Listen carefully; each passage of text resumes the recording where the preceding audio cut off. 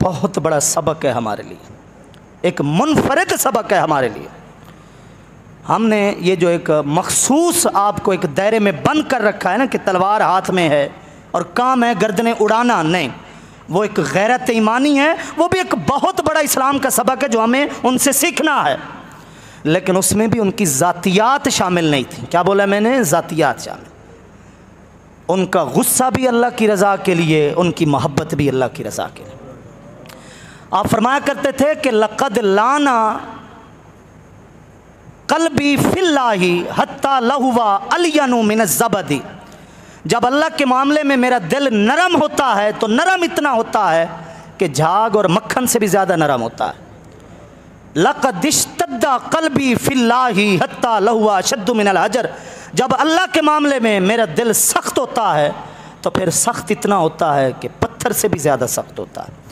तो ये सख्ती थी या नरमी थी, ये सब कुछ था अल्लाह की रज़ा के लिए, अपनी ज़ात के लिए नहीं था।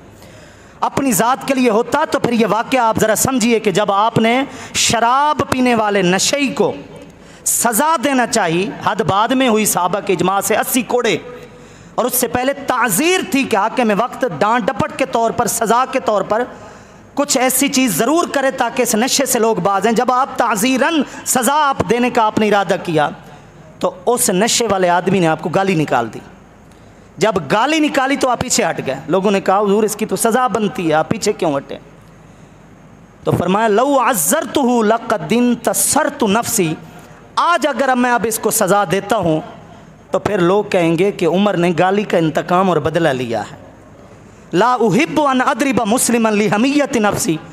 मैं इस बात को पसंद नहीं करता कि मैं किसी मुसलमान को इसलिए मारूं कि उसमें मेरा इंतकाम शामिल हो।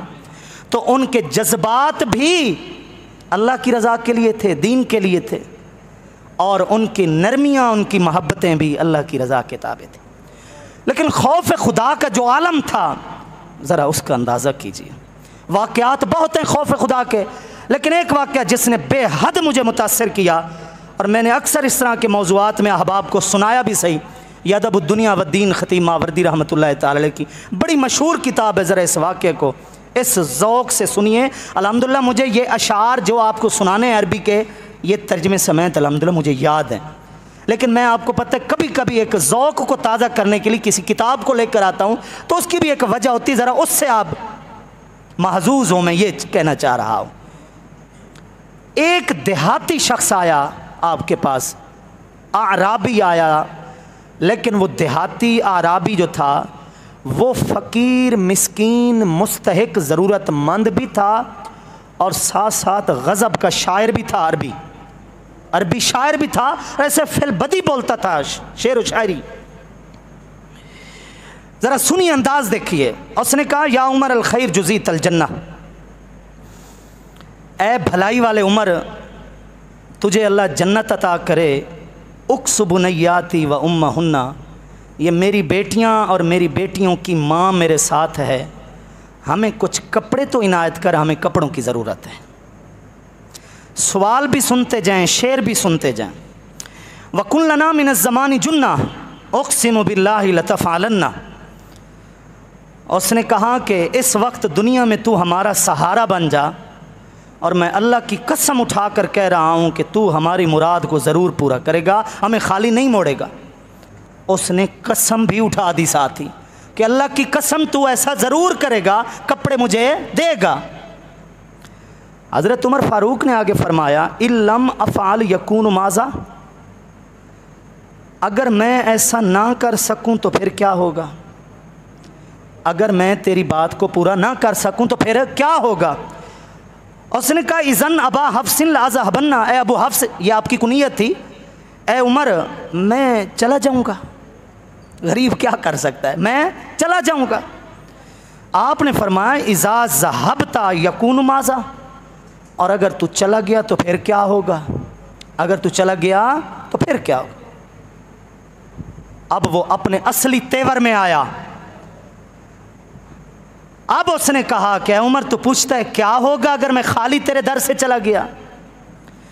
यकून वन हाली लतुसअलन्ना यौमा तकून अलउतयातुहन्ना, जिस दिन छोटी छोटी नेकियों की भी कदर होगी ना, माशर के दिन, फिर उस दिन मेरे हाल के बारे में तेरा रब तेरे से ज़रूर पूछेगा कि ये आया था तेरे पास। ए उमर, तू कह रहा है मैं चला गया तो क्या होगा? मैं ये कह रहा हूँ कि उस दिन जब एक एक नेकी की कदर होगी और बड़ी बड़ी नेकी हल्की महसूस होगी, तो उस वक्त मेरा रब मेरे हाल के बारे में तुझसे ज़रूर पूछेगा। व मौक़िफ़ुल मसूली बैनहुन्ना, और मेरी बेटियों के दरमियान तुझे खड़ा करके अल्लाह पूछेगा कि ये मुस्तहिक बच्चियाँ तेरे पास आई थी हैं उमर, इम्मा इला नारिन व इम्मा जन्ना। रब मेरी बेटियों के बारे में पहले पूछेगा, तेरी जन्नत और दोज़ख का फैसला बाद में होगा। पहले तुझसे सवाल होगा और फिर जन्नत और दोज़ख के फैसले होंगे। हज़रत उमर ने आगे ये जवाब नहीं दिया कि अल्लाह के नबी ने तो मुझे पहले जन्नती कहा हुआ है। समझ रहे हैं मेरी बात? जो आज हमने टिकटें कटा रखी हैं ना, पल्ले कुछ नहीं, लेकिन हम कहते हैं हम जूते पहन कर जाएंगे। हमारी आज ये बेअदबी की हालत है, मजाक मजाक में भी बोल जाते हैं।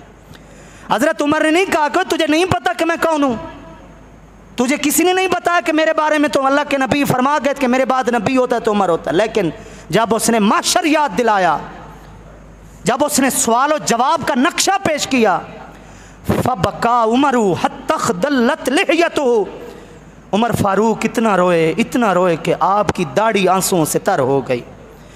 और फिर अपने ग़ुलाम से कहा, या ग़ुलाम आतिही कमीसी, ये मेरे तन बदन के ऊपर एक कुर्ता है, जा इसको दे कर आ और इसके कहे कि हाजा लिज़ालिकल यौम ला लिशअरिही, तेरी शेर व शायरी की वजह से मैं ये कमीज़ नहीं दे रहा, मैं उस दिन के खौफ की वजह से तुझे ये अपना कुर्ता दे रहा हूँ। अब वक्त का हाकिम है, 22 लाख मुरब्बा मील ज़मीन का वाहिद हाकिम है, लेकिन जवाब क्या है कि उसको जाकर बोलना, वल्लाहि ला अमलिकु गैरहु, मैं हूँ हाकिम, लेकिन इस वक्त अगर मैं मालिक हूँ तो सिर्फ़ एक कमीज़ का हूँ, वो भी तुझे दे रहा हूँ, इसके अलावा मैं और किसी चीज़ का मालिक ना। ये थे हज़रत उमर फ़ारूक रज़ी अल्लाह ताला अन्हु। वो जो आप अदालतों की बात सुनते रहते हैं ना, अदले फ़ारूकी, कि अदले फ़ारूकी आए तो तब्दीली आए, रियासत मदीना बने और निज़ाम बने, ऐसे लोग आए ना। आज सबसे ज़्यादा जो मुसीबत है ना, जिसने हमें खोखला किया सियासी सतह पर, वो है अक़रिबा परवरी, अपनों को नवाजना, अपनों को ओहदे देना, अपनों को नौकरियां देना, अपने खुशामदियों को आगे लेकर आना। लेकिन एक वो मंजर भी चश्मे फलक ने देखा था मदीने के अंदर, जब मुल्क के शाम से माले गनीमत में बड़े बड़े जेवरात आए, बड़े बड़े जेवरात आए और ढेर लगा हुआ था। और हज़रत फ़ारूक आज़म दुआ कर रहे हैं कि ऐ अल्लाह, इन जेवरात को हक वाली जगह पर हकदारों के अंदर तकसीम करने की तू मुझे तौफीक अता फरमा। हज़रत उमर दुआ मांग रहे हैं। और बेटे जिनका नाम अब्दुर्रहमान था वो आते हैं, अल अशराफ के अंदर इब्ने अबी दुनिया ने ये बात लिखी है, बेटे अब्दुर्रहमान उनका नाम है, वो आकर कहते हैं, या बता इज़हब ली खातिमा, इस सोने जेवरात के अंदर मुझे एक अंगूठी पसंद आई है, मुझे वो अंगूठी तो दे दें। बाप वक्त का हाकिम है, बेटे को सिर्फ एक अंगूठी चाहिए बैतुल माल से। अब्बा जान या बता इज़हब ली खातिमा, मुझे एक अंगूठी चाहिए, वो अंगूठी मुझे दे दें, वो अंगूठी मुझे पसंद है। और फ़ारूक आज़म ने अपने लख्त जिगर को क्या जवाब दिया? फरमाया, इज़हब इला उम्मिका, चला जा अपनी माँ के पास, घर में सत्तू पड़ा है, माँ को बोल वो सत्तू बनाकर तुझे पिलाएगी, तू बस सिर्फ सत्तू पी, तुझे अंगूठी नहीं मिल सकती।